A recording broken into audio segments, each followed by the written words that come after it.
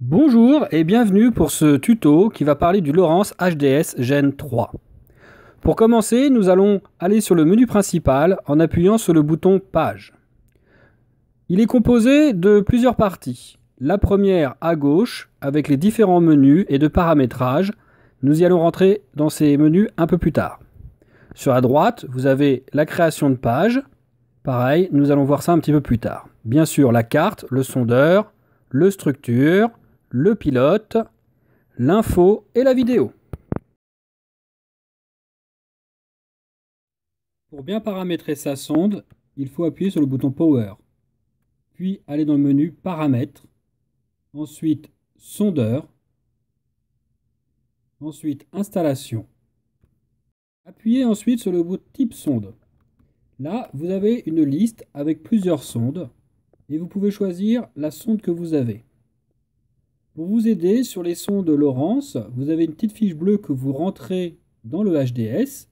Il y a une étiquette. Sur cette étiquette, il est marqué la référence de la sonde. Il suffit de lire cette étiquette grise et de valider. Voilà, vous avez donc votre sonde qui est enregistrée et vous pouvez après sauvegarder.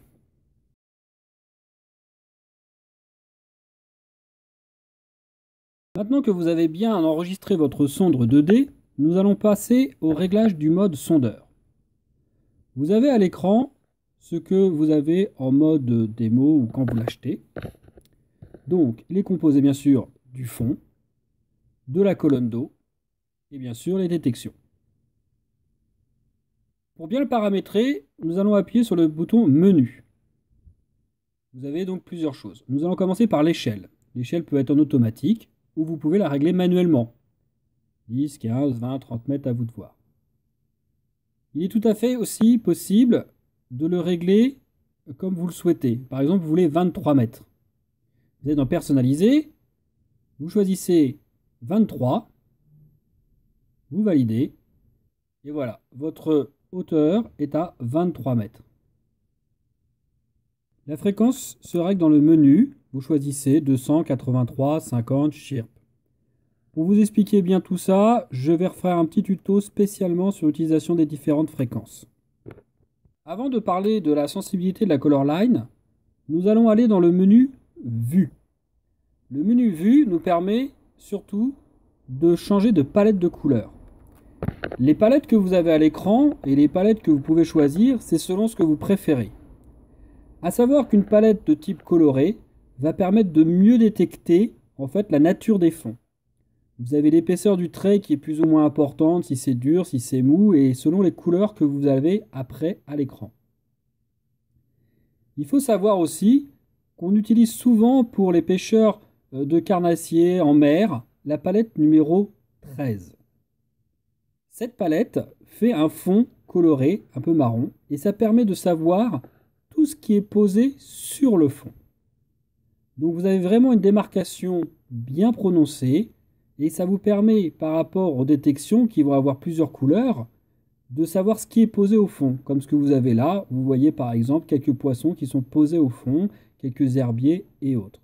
Nous allons parler d'un sujet important qui est le réglage de la sensibilité.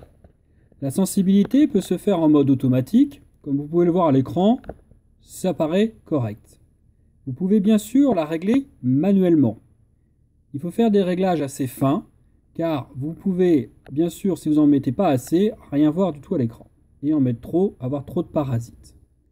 Il faut que vous ayez en fait une image avec un petit peu de parasites bleus à l'écran, ce qui permet de détecter vraiment tout. Les poissons du plus petit au plus gros. Alors justement, sur ce sujet, je vais vous donner une petite astuce.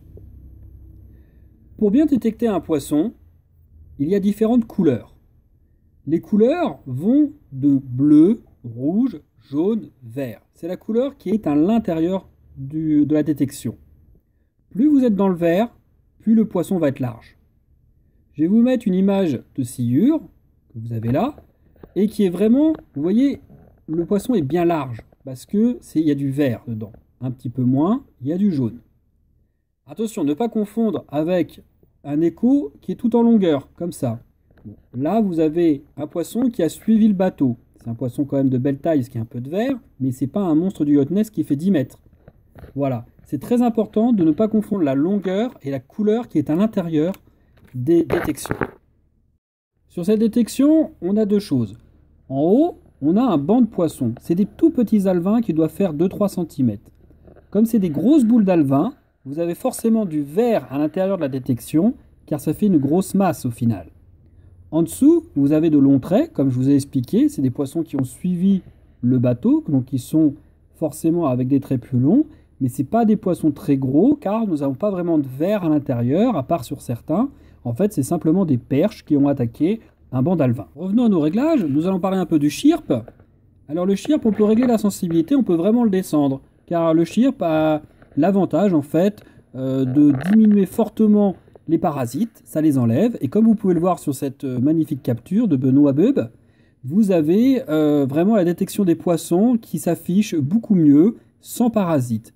Le chirp est très utile sur des fonds à partir de 10-15 mètres. C'est vraiment là où c'est le plus efficace.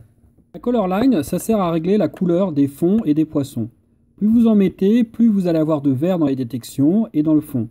Un réglage vers 76 est un réglage correct, on peut l'affiner plus ou moins. Il y en a qui mettent sur 82, à vous de choisir. Parlons du mode avancé. Le mode avancé, vous avez le réglage des filtres, la réjection de bruit. Il est préférable de le mettre sur off. Et surtout, vous avez la clarté de surface. La clarté de surface, c'est un filtre qui va vous dégager, en fait, vous voyez, pas mal d'informations. Le problème, c'est que ça va aussi vous enlever des détections. Donc, clarté de surface, il faut le mettre sur off. Vitesse de défilement, c'est la vitesse où va être rafraîchi votre écran, donc plus ou moins rapidement. Il est préférable pour des pêcheurs, je pense par exemple aux sciures ou aux cendres, de mettre une vitesse assez rapide pour voir vraiment les poissons le plus rapidement à l'écran et leur vif par exemple. La vitesse de ping est en fait la vitesse du signal qui va arriver jusqu'en bas par exemple et remonter. Donc sur des fonds de 5-6 mètres, vous pouvez descendre à 17, 18.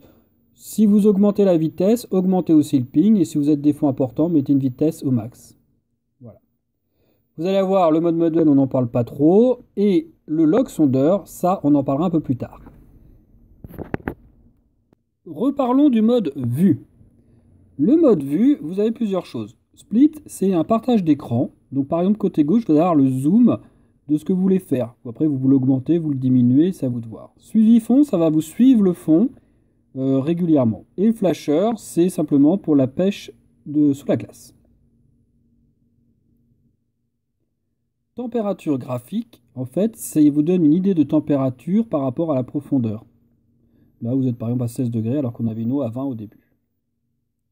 Ligne de fond, c'est une ligne blanche qui va apparaître, donc on va le mettre sur une autre vue, on va mettre la vue numéro 14 par exemple, vous voyez, on voit un trait blanc qui va vraiment vous délimiter le fond. Voilà, on va revenir sur une vue numéro 13. Donc, nous avons également Scope Amplitude. Scope Amplitude est en fait une vue immédiate de votre sondeur, même avant que ça arrive à l'écran. On l'utilise souvent pour voir des poissons, ou également voir des vifs ou des choses comme ça. Vous voyez, la vue est très rapide et donc on sait tout de suite ce qui se passe. L'aperçu, c'est le trackback en fait qui est sur vos machines Lowrance, qui permet de revenir en arrière pour poser des waypoints ou pour revoir différentes choses. Vous pouvez le laisser en toujours ou vous pouvez le laisser seulement quand on appuie en curseur seul. Ou simplement l'éteindre bien sûr. Et le fiche ID, c'est simplement des symboles qui symbolisent forcément un poisson. Donc, c'est pas vraiment utile. Il est préférable de connaître les détections, comme je vous ai expliqué un petit peu avant, que d'utiliser cette fonction, car vous pouvez vous tromper avec des bulles d'air. Vous voilà prêt à utiliser votre Lowrance HDS Gen 3 sur toute la partie 2D. Dans les prochains tutos, nous allons parler du structure scan, des réglages de base, de la carto et tout ça. Je remercie la société MC Technologies pour m'avoir prêté ce matériel et me permettre de vous faire ces vidéos. J'espère vous revoir bientôt et je suis joignable sur mon Facebook, Babyfly Fishing, si vous avez des questions plus précises.